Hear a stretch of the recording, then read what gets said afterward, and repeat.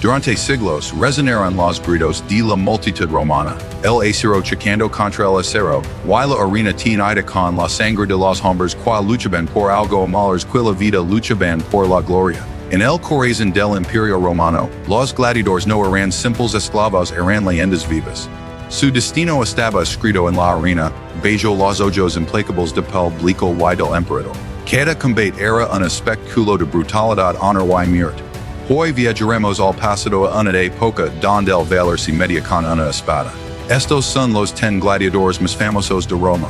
And podemos oír el eco de los gritos, sentir el rugido del público, imaginar la arena manchada de sangre. En el corazón de Roma, miles de hombres lucharon no solo por sobrevivir, sino por dejar una huella en la historia. Ellos eran los gladiadores, los instrumentos de un imperio sediento de espectáculo. Durante más de 4 siglos, el Imperio Romano convirtió la muerte en entretenimiento. Los combates no eran simples batallas, eran rituales, cuidadosamente organizados para glorificar el poder de Roma. En el centro de todo, bajo el sol abrasador frente a la mirada del emperador, se encontraba el gladiador, un hombre sin libertad, pero con el poder de emocionar a un imperio entero. Los nombres de muchos se perdieron en el polvo del tiempo, pero algunos sobrevivieron. Fueron más que combaciones, fueron leyendas. Hoy evocaremos a los 10 gladiadores más famosos de Roma. Espartaco, un nombre que retumba como un trueno en la historia.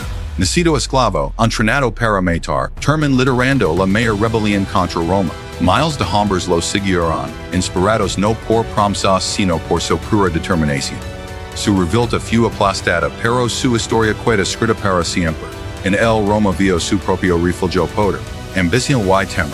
Flamma, un serio que luchó 30 veces en la arena. 4 veces ganó la libertad, y 4 veces la rechaza. Prefiere morir combatiendo antes que vivir en la sombra. Nadie entendía su decisión, pero todos la respetaban. Su vida fue un desafío al propio concepto de esclavitud. Crixus, el galo que compartía la rebelión con Espartaco, un cuerpo de hierro, una voluntad indomable. Si dicha que su fuerza era tan brutal que no las cadenas podían contenerlo, murió en combate, pero su nombre sigue junto al de su líder, recordado por su furia y lealtad. Marcus Atilius, un hombre libre. No un esclavo, no un prisionero, sino un ciudadano que elige luchar. Nadie entendía por qué un romano renunciaría a su estatus para entrar en la arena. Pero Atilius lo hizo y en su primer combate vencía un veterano. El público lo adora. Era la prueba de que incluso los libres podían caer bajo el hechizo del Coliseo. Commodus, el emperador que quiso ser gladiador. Su obsesión con la sangre y gloria lo iba a combatir frente al pueblo. Aunque sus rivals no tenían permitido herirlo. Para muchos fue una farsa. Para otros una muestra del poder absoluto del emperador. Su locura y su vanidad marcan el principio del fin para Roma. Priscus y Verus. Dos hombres que se enfrentaron a un combate tan equilibrado que nadie podía vencer. Durante horas lucharon agotados, cubiertos de sudor y polvo.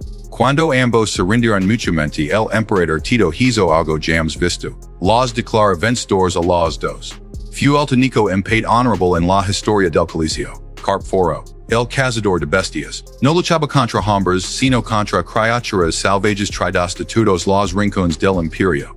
Leones, tigers, osos. Se decía que podía matar a 20 animales en un solo día.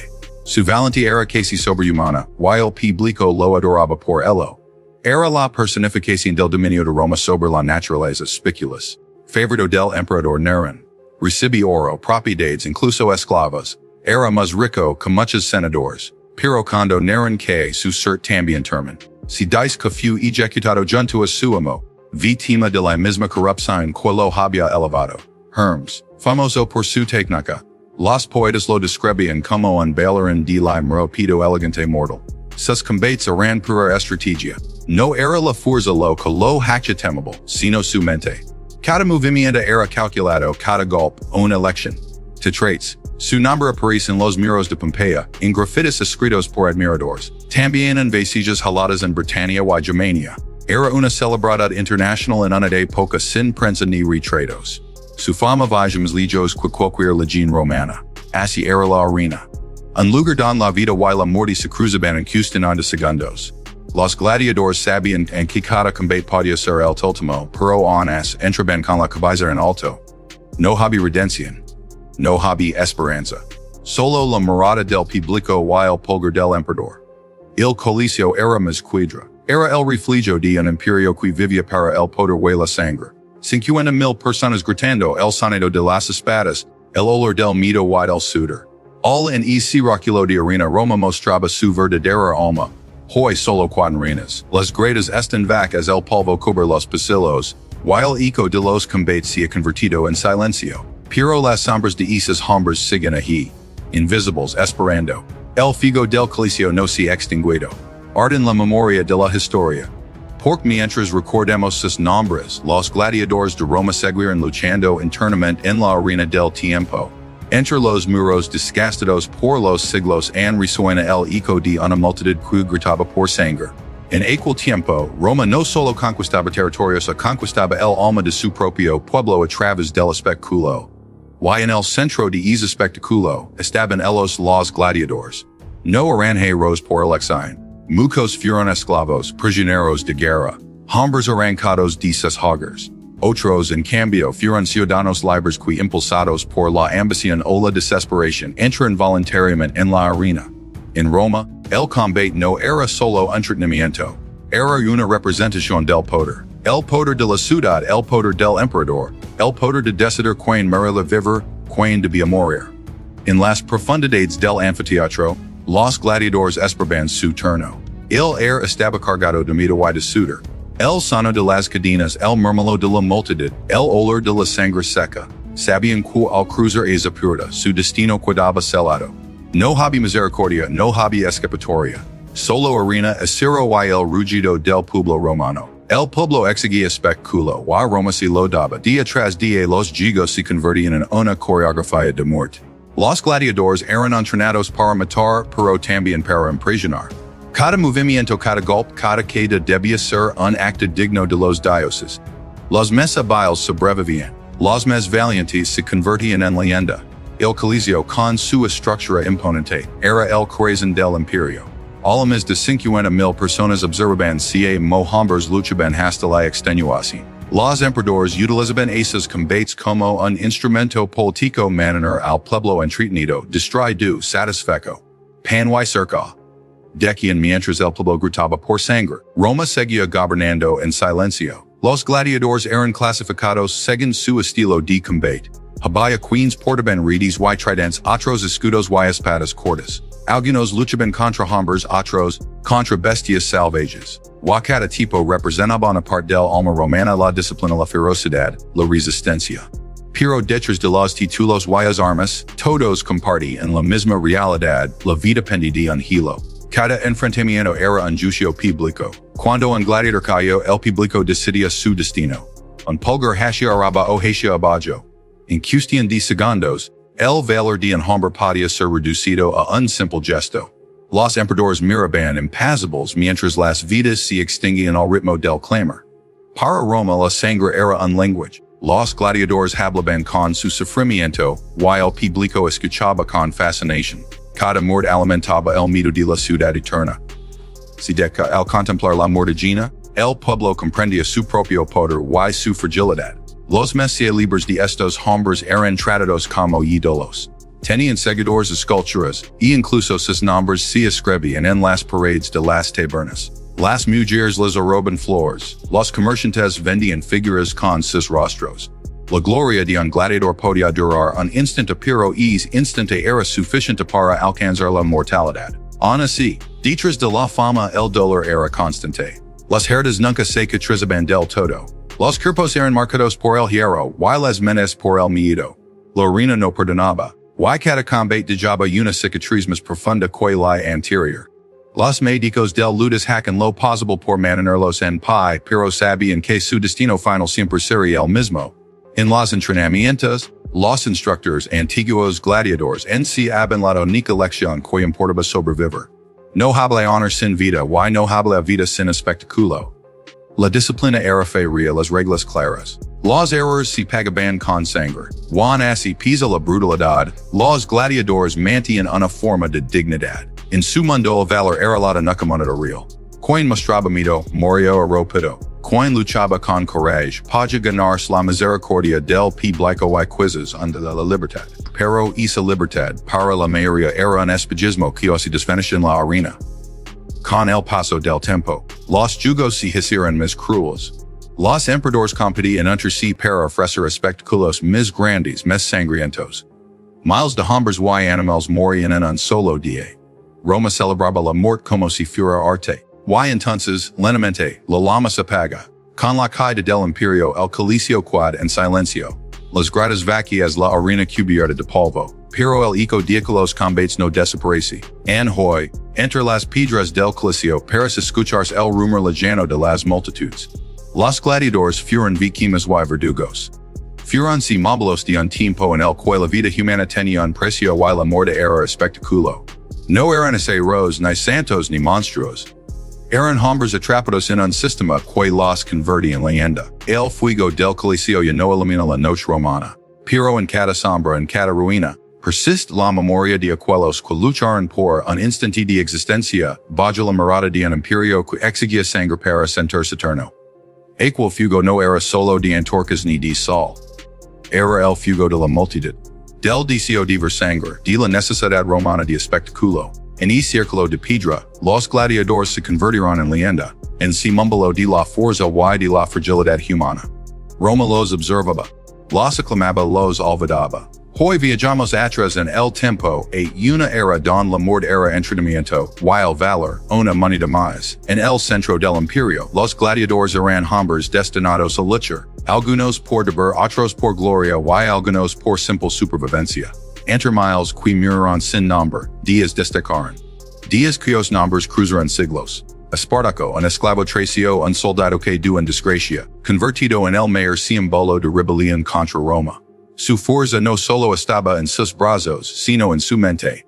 Escapa de la escuela de gladiadores de Capua reunía miles de esclavos y enfrenta al imperio. Durante 2 años puso en jaque el ejército romano. Pero Roma no perdona la desobediencia. Fue derrotado, crucificado y su cuerpo nunca fue encontrado. Su historia, sin embargo, James Muri.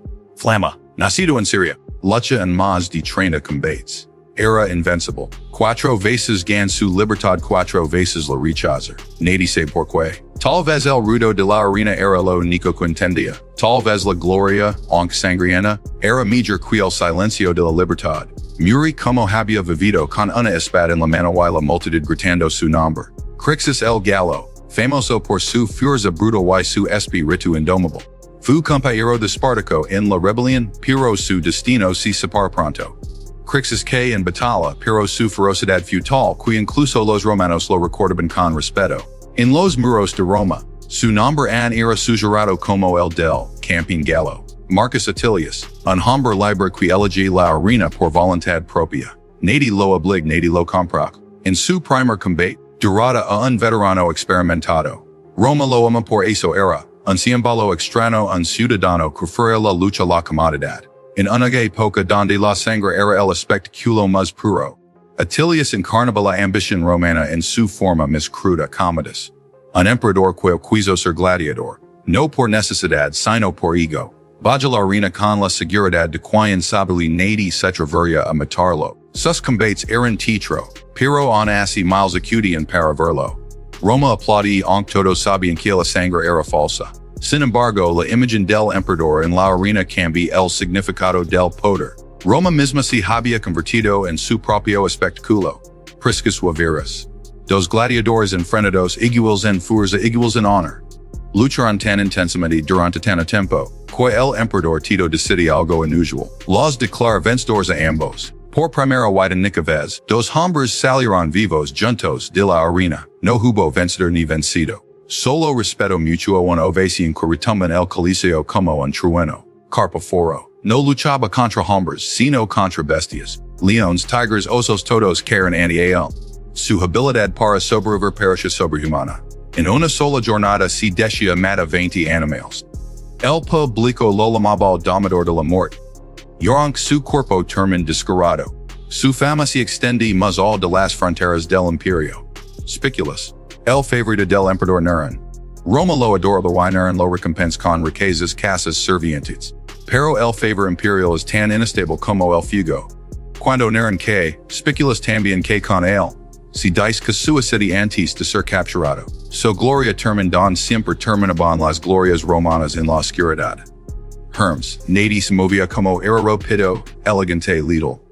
Los poetas lo describían como andios en la arena. Cada golpe suyo era medido, cada movimiento calculado. Los espectadores lo llamaban, el danzante de la muerte. Su técnica se estudia durante años. Y cuando muri, lo hizo con la misma gracia con la que vivía en silencio sin drama, Tetraites. Su nombre fue jalado en Pompeia, en inscripciones grabadas antes de la erupción. También en Germania, a miles de kilómetros. Era una celebridad antigua, conocido por sus victorias en combates públicos. Su fama viaja con los soldados, con los comerciantes, con los esclavos que repetían su nombre.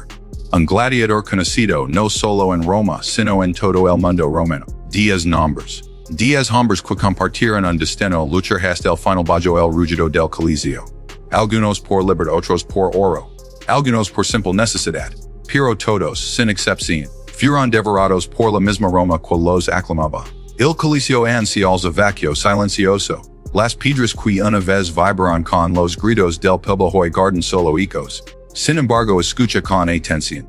Si el viento sopla desde el sur, tal vez oigas los pesos, los gritos, el choque del metal contra el metal. Aquel fuego no fue eco de madera ni de acete. Fue encendido por el rugido de miles de voces, por el olor del hierro, por la sangre que caía sobre la arena caliente. Roma, la ciudad eterna, construye su poder sobre el espectáculo. Y el corazón de ese espectáculo estaban los gladiadores. No eran simples hombres.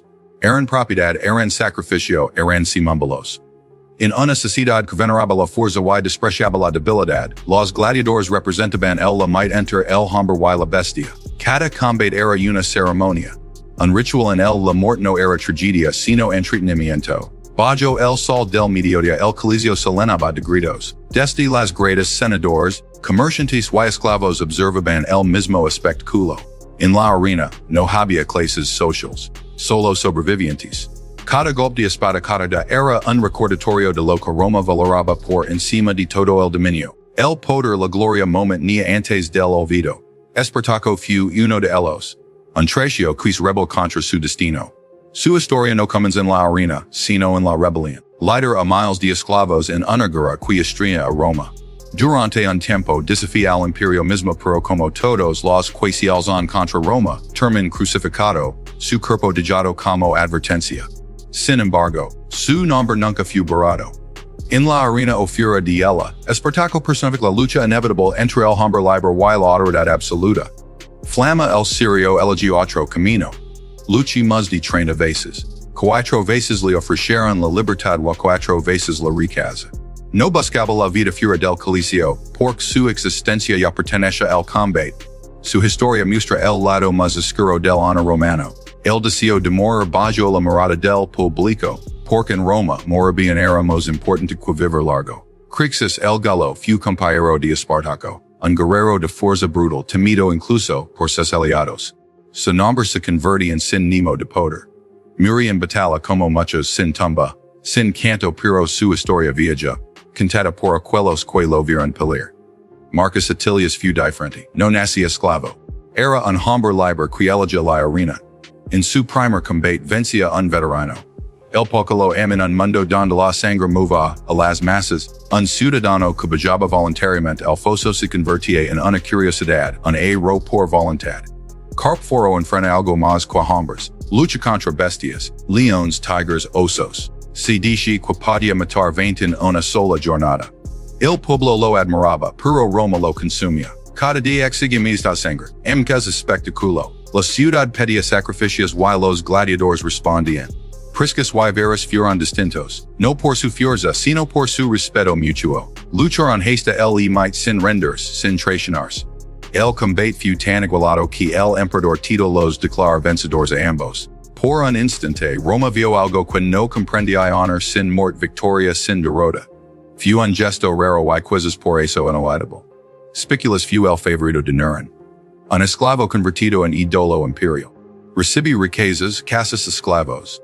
Pero la fortuna en Roma cambiaba rápido. Cuando Nerón que Spiculus fue arrestado con él, la arena no perdona, ni siquiera a los favoritos. Tetraites Hermes, Commodus nombres que aún aparecen en las piedras, en las paredes de Pompeya, en los restos del Imperio. Algunos lucharon por gloria, otros por libertad y otros por puro deseo de poder. Pero todos compartieron un destino común morir bajo la mirada del pueblo. En la arena no había piedad, el público exige sangre. Si el gladiador que miraba al emperador, su pulgar decidía su destino. Un gesto simple. Arraba la vida, abajó la muerte. Así funcionaba la justicia del espectáculo. Así mantenía Roma su orden, su control, su ilusión de grandeza. La historia de los gladiadores no es una historia de esperanza. Es la historia de un sistema que convierte la muerte en entretenimiento. Cada combate servía para recordar al pueblo su lugar, ellos aclamaban, Roma mandaba. El poder no se cuestionaba, se celebraba. Hoy solo quedan ruinas. Piedras silenciosas donde antes hubo fuego y gritos. Pero esas piedras han guardan el eco de los pasos, el sonido del acero, el totimo aliento de los hombres que miraron por el espectáculo más cruel de la historia. Porque aunque el coliseo ya no ruge, las sombras de aquellos guerreros aún caminan en la memoria del tiempo. Roma que, pero su legado, su hambre por el poder, su fascinación por la violencia sigue viva. Y cuando recuerdas sus nombres, Espartaco, Flamma, Crixus, Atilius, Carpóforo, Spiculus, Verus, no lo haces por admiración. Lo haces porque representan algo que el mundo no olvida. El precio que los hombres pagan cuando el poder necesita un espectáculo. Durante siglos, su resplandor ilumina la grandeza y la crueldad del Imperio Romano. Entre sus muros de piedras escuchaban rugidos, gritos, y el eco metálico de las espadas que chocaban una y otra vez. Era un lugar donde vida la muerte se encontraban en un solo golpe, donde los hombres se convertían en leyendas, o desaparecían en el polvo de la arena. Los gladiadores no eran simples combatientes. Eran el corazón del espectáculo romano, la personificación del poder y la disciplina que definían al imperio. Nacen de la esclavitud, del castigo, a veces de la ambición. Pero una vez en la arena, todos eran iguales ante el público y en el destino. El coliseo no fue solo un escenario de lucha. Fue un espejo de Roma misma brillante, despadada, insatiable. Miles acudían para verlos pelir. El pueblo gritaba sus nombres, apostaba por su muerte o su victoria. En cada combate se mezclaban el honor, la gloria y el horror. All el valor no era verdad, era supervivencia. Entre esas hombres surgieron figuras que han hoy resisten al paso del tiempo. Espartaco, el tracio que desafía al imperio. Su fuerza no solo estaba en el combate, sino en su rebelión. Convertí una cosa perdida en un símbolo eterno. Luego estaba Flamma, el serio que pudo ser libre 4 veces y que, sin embargo, elegí morir en la arena. Para él la batalla era su verdad, su único destino. Otros, como Crixus, pelearon junto a Espartaco luchando no por Roma sino contra ella. Su fiereza hizo temblar a los propios legionarios. Marcus Atilius, en cambio, era un hombre libre involuntario. En su primera pelea vencía un veterano y con exacto demostrar que el honor de Roma podía ganarse con sangre, no con linaje. Y hubo un emperador que quiso ser uno de ellos. Commodus, el hijo del poder. Decidí ensuciar sus manos en la arena. Sus combates no eran reales, pero su deseo se lo recorría que el pueblo lo viera como un dios de la guerra. Para muchos fue una farsa, para otros, la prueba de que incluso el trono más alto podía erodelarse ante el espectáculo del coliseo. El tiempo también recuerda a Priscus y Verus, dos gladiadores cuyo duelo se convertían en mito. Lucharon tan igualados que el emperador Tito, maravillado por su destreza, decidió perdonarles la vida a ambos. Fue el único empate honorable en toda la historia de los griegos. La multitud emudece. Por una vez, la sangre no fue necesaria para celar la grandeza. Carpóforo, el cazador de bestias, enfrenta leones, tigres y osos en un mismo dar. Dicen que puede matar animales sin una sola herida. En él, el hombre vencía la naturaleza, Roma a todo lo salvaje. Spiculus, en cambio, fue el favorito del emperador Neron. Recibí palacios, oro y esclavos, pero su destino se hundí junto al de su amo. Cuando Neron que, Spiculus desaparecía. La lealtad en Roma siempre tuvo precio y el suyo fue la muerte. Hermes, el guerrero Gil y preciso, fue celebrado por poetas y escultores. Lo llamaban el dios de la arena. Su técnica era tan perfecta que los cronistas decían que su cuerpo parecía danzar mientras mataba. Y finalmente Tetraites su nombre encontrado en Pompeya, grabado en vidrio, en murales, incluso en rincones lejanos del imperio. Fu una celebridad en vida una sombra eterna en la historia. Estas hombres no fueron heroes. Fueron piezas de un sistema que alimentaba la sed de poder y sangre del imperio. Su valor no era elección sino destino. Eran recordatorios vivos de la grandeza y la miseria de Roma. Don la gloria se medía en heridas y la fama se compraba con la muerte. Hoy el Coliseo permanece en silencio. Sus grades están vacías, pero si uno escucha con atención, han pudor el eco de los gritos, el rugido de las bestias, el latido de la multitud. El polvo guarda memoria. Lines a memoria los gladiadores siguen luchando. El fuego del Coliseo nos ha apagado. Arden los nombres que aún pronunciamos en las historias que sobrevivieron al olvido. No hay victoria ni derrota. Solo historia. Lean ella estos hombres, Espartaco, Flamma, Crixus, Attilius, Commodus, Priscus, Verus, Carpóforo, Spiculus, Hermes y Tetraites. Permanecen como lo que siempre fueron ecos de un mundo don el Weiler la mort caminaban de la mano. No quita piedra que no haya sentido el eco de los gritos, el rugido de la multitud, el choque del acero contra el acero. Roma el corazón del mundo antiguo, donde la sangre se derramaba como ofrenda al entrenamiento. All en nacieron figuras que trascendieron la muerte. Guerreros que no pidieron gloria, pero la alcanzaron con su espada. Hoy el polvo de los siglos no ha logrado borrar sus nombres. En los días del imperio, los gladiadores eran más que simples combatientes. Eran el refugio de la fuerza y la crueldad de Roma. En ellos el pueblo veía el coraje que los conquistadores admiraban y el dolor que los esclavos temían. Bajo el sol abrasador, en la arena dorada del Coliseo se libraban batallas que eran tanto espectáculo como sentencia. Los hombres que entraban sabían que tal vez nunca saldrían, Juan as, cada uno de ellos luchaba como si la eternidad dependiera de ese instante. Espartaco fue uno de ellos. Un esclavo tracio forzado a luchar pero destinado a convertirse en símbolo. No solo combate por su vida, sino contra el mismo imperio que lo oprimía. Su nombre desatmaido en los senadores y esperanza en los condenados. Letter una rebelión que hizo temblar a Roma, y aunque fue derrotado. Su sombra sigue viva mucho después de su muerte. Flamma el Sirio, Corena combates cuatro veces ofrecido el rudis, la espada de madera que significaba la libertad.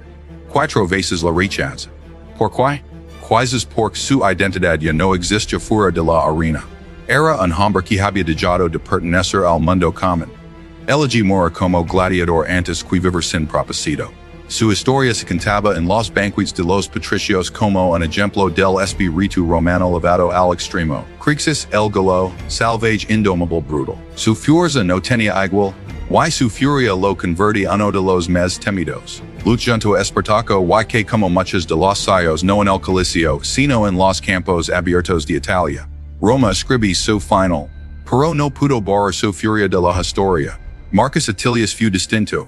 No un esclavo sino un hombre libre. Elegí entrar en la arena por voluntad propia, quizás movido por la ambición o por el deseo de fama. En su primer combate vencía un veterano, y el pueblo lo aclam. Su historia mostraba que en Roma incluso un hombre libre podía buscar la inmortalidad entre el polvo y la sangre. Y luego, el emperador que quiso ser gladiador Commodus. Un nombre que aún provoca desprecio entre los historiadores. Descendiente de dioses obsesionado con el espectáculo, se viste como los guerreros de la arena para demostrar su poder. Cada golpe era un acto de arrogancia imperial. Y aunque sus combates estaban arreglados, la sangre que se derramaba era real. Priscus y Verus, dos hombres cuya rivalidad se transforma en una leyenda. Lucharon con tal agilidad, con tal maestría, que el público quedó en silencio. Nadie podía decidir quién merecía la victoria. El emperador Tito conmovido, hizo algo nunca visto los declara a ambos vencedores.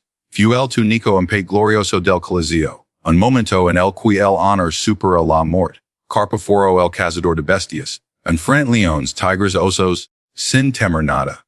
Los relatos dicen que podía matar 20 animales en un solo día. Su valentía era celebrada en mosaicos y frescos, su figura recordada como un semitis entre los hombres.